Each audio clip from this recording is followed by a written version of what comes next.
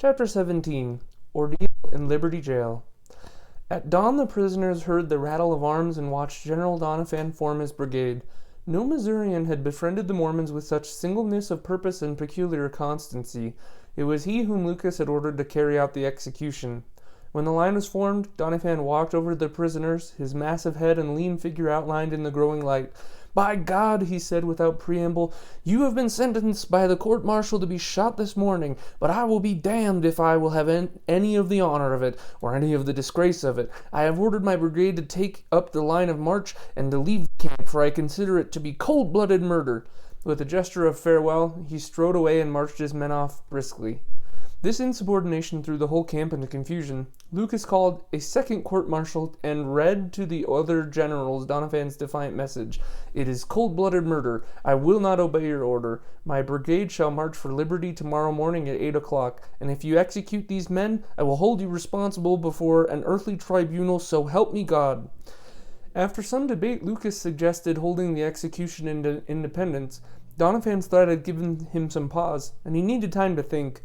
But he was determined at least to parade the captive prophet before his saints, and marched back to Far West in an arrogant gesture of triumph. This was the bitterest day Far West would ever see. Before the surrender there had been terror, but terror matched by courage and a steadfast resolve to die for the prophet's sake. Now there was only despair. The men slowly stacked their arms in the public square and stood in line to sign away their property to pay for a war that had been none of their making. The women crowded about the prison wagon, watching in silence the anguished leave-taking of the prisoners and their wives. Joseph's mother pushed her way through the crowd as the prison wagon was about to leave, reached through the canvas, and caught her son by the hand. He did not speak. "Joseph," she cried out at last, "I cannot bear to go until I hear your voice." "God bless you, mother," he answered thickly, as the driver whipped up his horses and galloped them out of the city. Then the militia went wild. According to Mormon accounts, 6,000 men visited Far West in 1 week. They left nothing. Hogs and cattle they shot for sport, reducing the Mormons, who had been forbidden to leave the city, to a diet of parched corn. The leading elders whom Joseph had warned to flee were hunted down like prairie wolves, and those who resisted capture were shot. Rape went hand in hand with plunder. Several girls were bound to the benches in the schoolhouse and violated by a score of men. After 6 days of this sport, General Clark ordered all the Mormon men into the public square. 56 who were under arrest he ordered off to Richmond for trial. What he said to the remainder the Mormons never forgot. "The character of this state has suffered almost beyond redemption from the character, conduct, and influence that you have exerted, and we deem it an act of justice to restore her character to its former standing among the states by every proper means. The order of the governor to me were that you should be exterminated and not allowed to remain in the state, and had your leaders not been given up and the terms of the treaty complied with, before this you and your families would have been destroyed. I do not say that you shall go now, but you must not think of staying here another season, or of putting in crops, for the moment you do this the citizens will be upon you. As for your leaders, their doom is sealed. You have always been the aggressors. You have brought upon yourselves these difficulties by being disaffected and not being subject to rule, and my advice is that you become as other citizens, lest by a recurrence of these events you bring upon yourselves irretrievable ruin." On the way to Independence, Joseph began to hope that he and his friends might escape execution together. "Be of good cheer, brethren," he encouraged them. "The word of the Lord came to me last night that our lives should be given us." But the threat of death was still so perilously close that when he wrote to Emma just before reaching Independence, he could not mask his foreboding. "Oh, Emma, for God's sake, do not forsake me nor the truth, but remember me. If I do not meet you again in this life, may God grant that we may meet in heaven. I cannot express my feelings. My heart is full. Farewell, oh my kind and affectionate Emma. I am yours forever, your husband and true friend." Joseph was exhibited for a day in Independence like some rare animal. There he learned that he was to be sent back to Richmond to stand trial in a civil court for treason, murder, arson, burglary, robbery, larceny, and perjury. Generals Lucas and Clark had finally been made to see that executing a civilian illegally would have unpleasant consequences. In the Richmond jail, the prisoners were chained together on the floor of the bare cell. Rigdon had contracted a fever from exposure, and the acute tension under which he was suffering brought back his old nervous spasms and fainting. The guards mocked at his delirium and baited the others with tales of the looting, murder, and raping they had done at Far West. Parley Pratt was lying next to the prophet late one night when these stories became so foul that he could not close his ears to them. Suddenly he said, Joseph rose and spoke in a voice of thunder, Silence, ye fiends of the infernal pit! In the name of Jesus Christ I rebuke you, and command you to be still. I will not live another minute and hear such language. Cease such talk, or you or I die this instant. The guards turned away abashed and half scared. Pratt was overwhelmed. I have seen ministers of justice, he wrote later in his autobiography, clothed in magisterial robes, and criminals arraigned before them while life was suspended on a breath. But dignity and majesty have I seen but once, as it stood in chains at midnight in a dungeon in an obscure village in Missouri. After 5 days the men were unshackled and taken into court. There Joseph was chilled at what he saw. His judge was Austin A. King, who but a week before had demonstrated his impartiality by publishing the letter in the Missouri Argus accusing the Mormons of arson and murder. Almost every man who might have testified in his favor had been arrested and on trial. Joseph found missing among them the wily Brigham Young, the gentle Edward Partridge, and the clowning Heber Kimball. They alone had escaped the dragnet. His eyes settled finally on the witnesses for the state. Among them were the men who had arranged the truce, Corll, Hinkle, Phelps, and Peck. John Whitmer had joined them, but the greatest shock was the sight of Samson Avard, arrogant as ever, sitting in the witness box, the star performer for the prosecution. Avard showed himself for what he was, an opportunist and a coward. He told everything: the founding of the Danites, the expulsion of the dissenters, the looting of Gallatin and Millport, whitewashing himself as best he could and heaping blame upon Rigdon and the prophet. As a final triumphant gesture, he produced a document that he said was the Danite Constitution, complete with the list of Danite offices, which included a Secretary of War. This the lawyers pounced upon as evidence of treason against the state. The prophet Daniel had once spoken of a stone that rolled down a mountain, smashing everything in its path, a symbol of God's kingdom, which would one day demolish all earthly governments. Avard, Corll, and John Whitmer all testified that the Mormon Church had been likened to this stone. Avard swore that Lyman White had prophesied that the stone would destroy the first of the dissenters, then Missouri, then the United States, whose core was rotten. As Joseph listened, he realized that Judge King was trying to draw out evidence that the Mormons had set up a kingdom. Until this could be established, the charge of treason was ridiculous. But though the apostates agreed in most details about the Danites and the Mormon plundering, they could offer nothing but rumors about the temporal nature of Joseph's kingdom of God upon earth. Soon militiamen were called to the stand, the majority of whom were so illiterate that they could not sign their own testimonies. They complained chiefly of petty thievery and burned cabins, bickering a good deal over identification of the Mormons who had done the raiding. No one remembered seeing the prophet on any raid. Doniphan, who was a lawyer for the Mormons, tried desperately to get his own witnesses on the stand, but it soon became common knowledge that at the moment a Mormon witness was named, Captain Bogart hunted him down and arrested him. The defense could muster only 6, 3 of them women, and these were stifled by the judge almost as soon as they began to talk.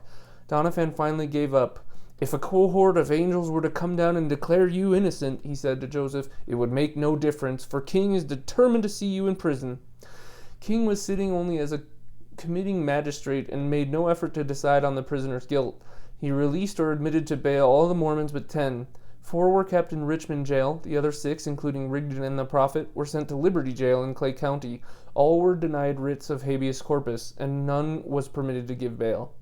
Joseph entered the cramped stone cell of Liberty jail on November 30, 1838. 4 months passed before his trial. He bore his imprisonment stoically, almost cheerfully, for there was a serenity in his nature that enabled him to accept trouble along with glory. For the first time in years he had ample leisure for meditation, and the sobering and maturing influence of his enforced idleness can clearly be seen in the series of remarkable letters he dictated to his people and various friends. In his first letter he denounced Colonel Hinkle as a traitor who had decoyed him unaware, as the Savior was led into the camp of his enemies, as a lamb prepared for the slaughter, as a sheep dumb before his shearers. This was the beginning of the legend of the great betrayal, which made the name Hinkle synonymous with Judas among the Mormons. Then Joseph took up the charges leveled against him by the old settlers, answering them with skill and tact, for he knew himself to be on trial before his own people.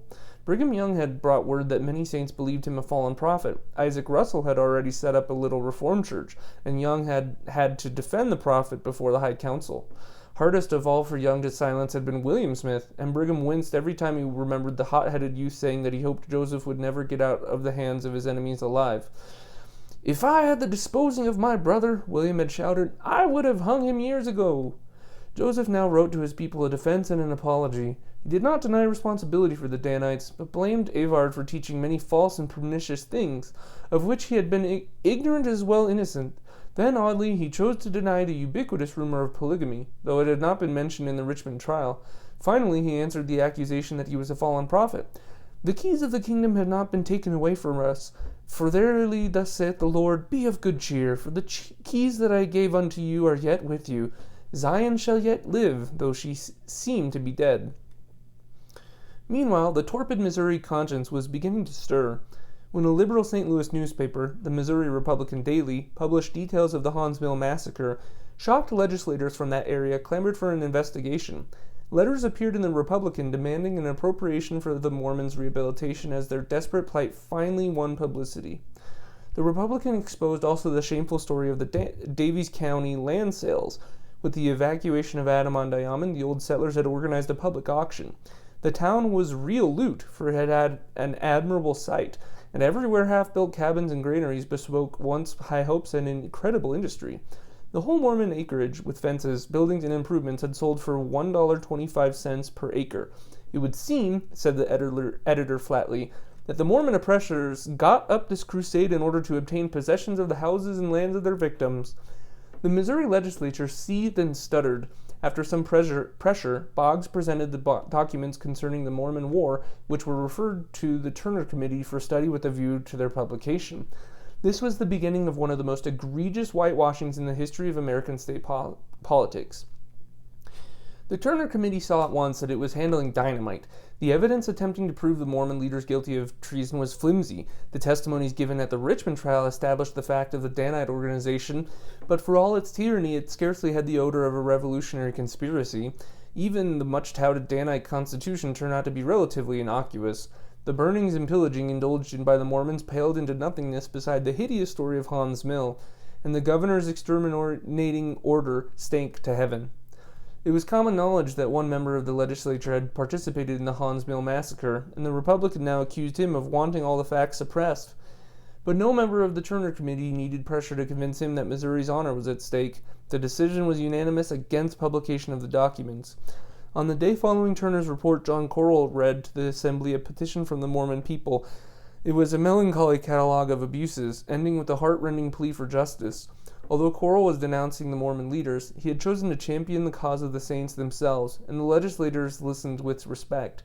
Then followed an acrimonious debate which continued intermittently for weeks until the editor of the Republican wrote in exasperation on February 4, 1839, "The very members who first cried loudest for investigation have solemnly declared that they will have no investigation." The exterminating order was not rescinded. In late December, to aid the Mormons in their departure, the Assembly appropriated $2,000. The poor amount of this sum was thrown into bold relief not long after when the legislature voted $200,000 to pay the militia for the expenses of the Mormon War. Far West by this time had found a new leader. It was the one piece of luck in a whole avalanche of misfortune that Brigham Young had managed to keep out of jail. More than anything else, the Mormons needed a man who looked at their exodus in terms of the supply problem. Young went to work with a vigor that swept apathy and despair before it like a tidy broom. At his insistence, 200 of the best-equipped families pooled all their food and equipment to be used for the common good. He dispatched emissaries ahead to make deposits of corn along the route and to negotiate contracts for forage. In mid-February, he was forced to flee to Illinois to escape arrest, but his foresight was already bearing fruit. The Saints endured much suffering in the Exodus, but luckily the season was stormless and the frozen roads were relatively passable. "The word impossible has become obsolete with us," Eliza Snow wrote to a friend late in February. "It astonishes our enemies that our people suffer no more while passing through. They say that the Mormons are so damned sure of the going to heaven that they had as lief die as not." Estimates of the total number of Mormons expelled from Missouri varied all the way from the 8,000 of Eliza Snow to the exaggerated claim of 50,000 made in a rash moment by the prophet.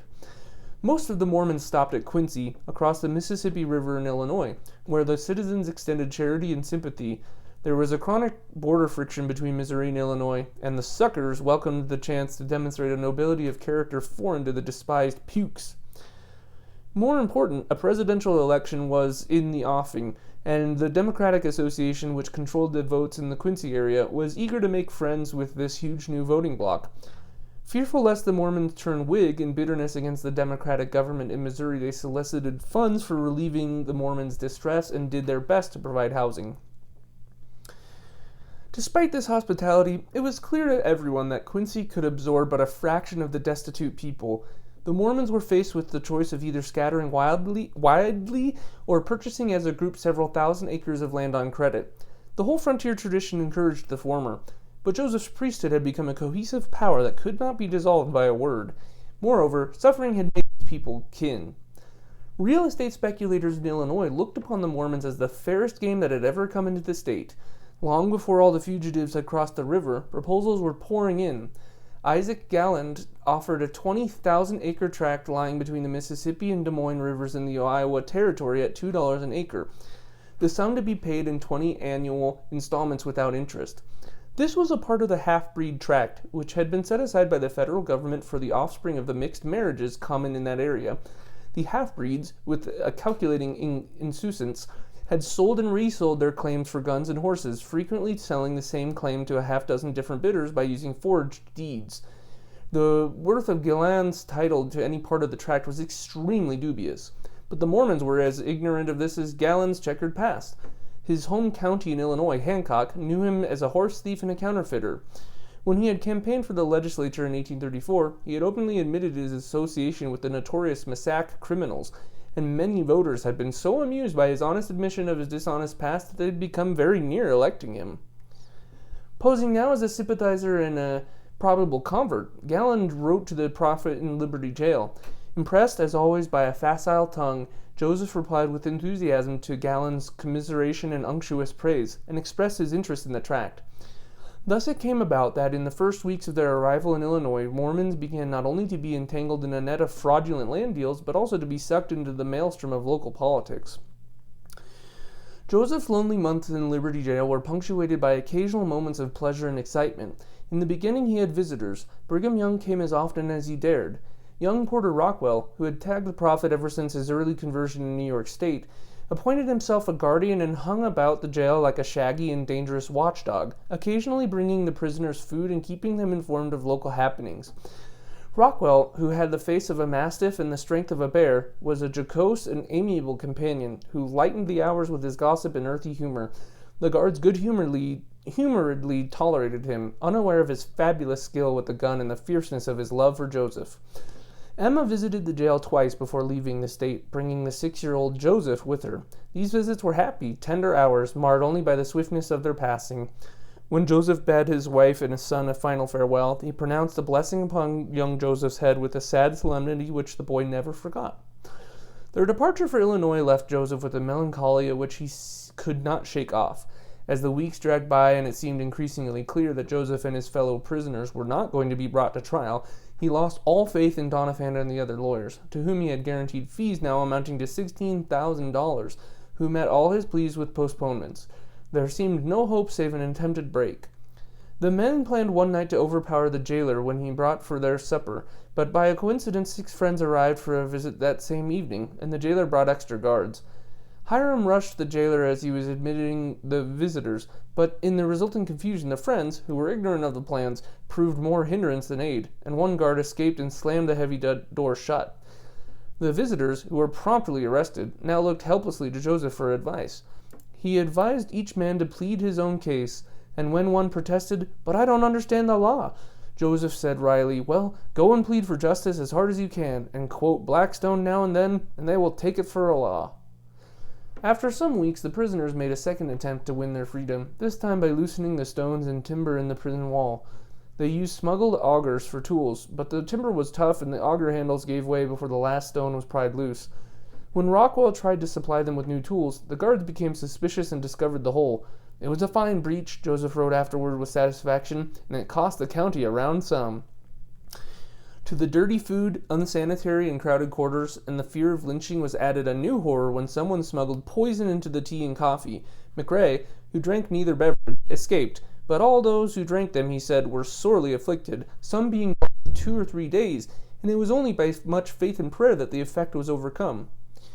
The prison discomforts were borne with fortitude by all the men except Rigdon. His frequent fits were followed by periods of whining that wore on the nerves of the younger men.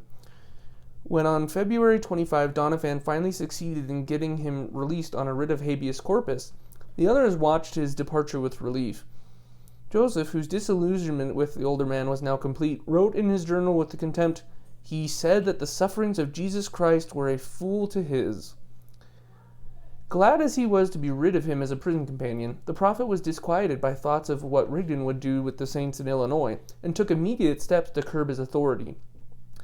"Beware of a fanciful and flowery and heated imagination," he wrote to his brethren, and ordered that the affairs of the church be transacted by a general conference rather than a single man.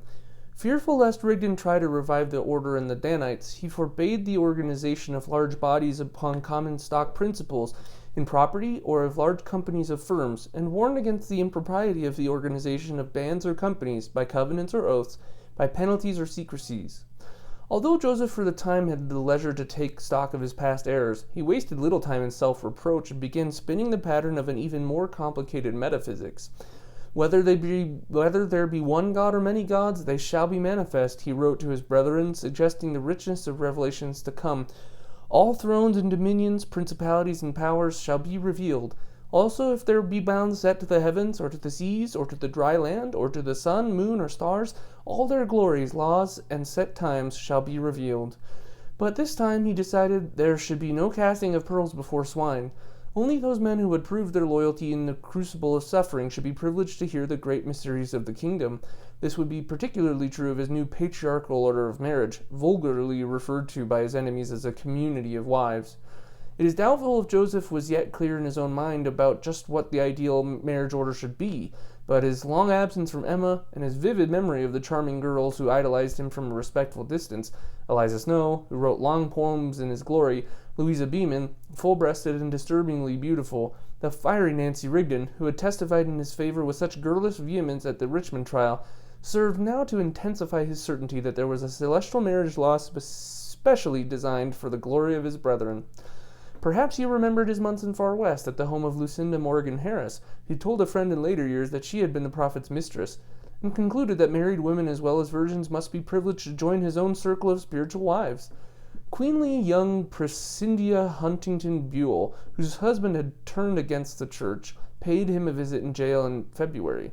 When she came a second time in March and was turned away by the jailer, he wrote her a cryptic and tender letter in which he hinted of a great plan that he would soon unfold to his most faithful followers. Joseph's dreams of empire and indulgence were a natural consequence of brooding over his people's suffering and the injustice of his own imprisonment. But there was an intensity in his imagination that transformed the baseless fabric of his reverie into a magnificent conviction. "How long can rolling water remain impure?" he wrote. "What power shall stay the heavens? As well might man stretch forth his puny arm to stop the Missouri River in its decreed course, or to turn it upstream as to hinder the Almighty from pouring down knowledge from heaven upon the heads of the latter-day saints. What is Boggs or his murderous party, but wimbling willows upon the shore to catch the flood-wood?